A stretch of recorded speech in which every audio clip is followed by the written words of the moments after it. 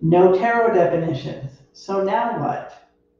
This is life post Biddy Tarot. Oh, I'm really dogging Biddy Tarot, aren't I? So basically, the printer installation software has failed, and now we have to connect manually. Those of you who are older will get that reference. If not, oh well.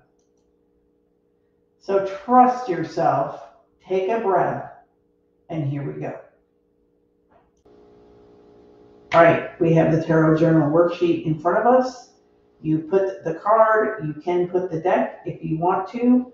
A thing to keep in mind here is this is just a place for you to put down your intuitive impressions. You do not have to fill in every space on the worksheet. So for this example, I didn't fill in every space. So the first thing you might want to do is just be your write down your first impressions of the card, and I put gathering of resources, the fall season, or you can start out by describing the card. Here I talk about how the squirrel is picking up nuts and he's in front of a tree. You can also, if you want to, you can draw the card. You can draw it, and then I'll get back to this direct speech part in a minute. But if you want to sketch the card or draw it, that's fine. That's a way for you to intuitively connect with the card. Um, and so as you're doing this, it's like you can go through the boxes and go, oh, what's the feeling or the mood on this card? I'm saying peaceful and happy. You may look at that card and not get peaceful and happy. You may look at it and see the fall season and be like, oh shit, winter's coming. What do I do? I don't have enough wood for the wood stove or whatever it is. Or you may like fall. I happen to like fall. So this fall season kind of branched off into certain memories that I have. One of which is when I grew up in Long Island. We had really nice fall weather there, and we had, you have really good fall color on the East Coast with maple trees and all that. And as a kid, I remember fall and then, the weather and playing in leaves and all that. So that's a fond memory. I could spend some time journaling about that more if I wanted to, or not. I could just leave it at fall in New York. Then another memory I had is yesterday I was watching a video about this man who feeds chipmunks in his yard, and he started with one, and now there's 16 that he feeds, and he was talking about how many acorns they need for the winter to get through. And so he says he has to get like 22,000 acorns to feed these chipmunks so that they make it through the winter.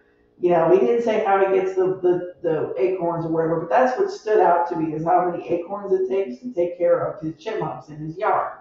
Um, and then you can look at the card.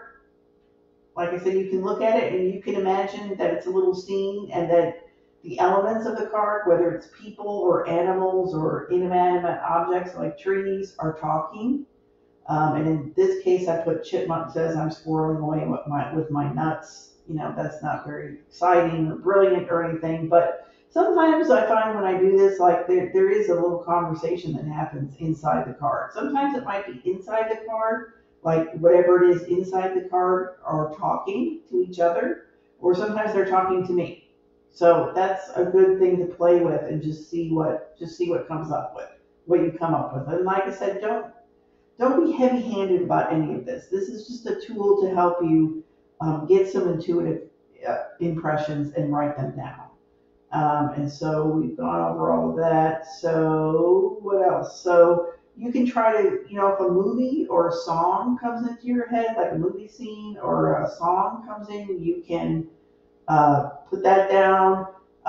You can give the card a title, like if you wanted to give it a title, as in squirrel makes good and socks away many acorns. I don't know. I don't know.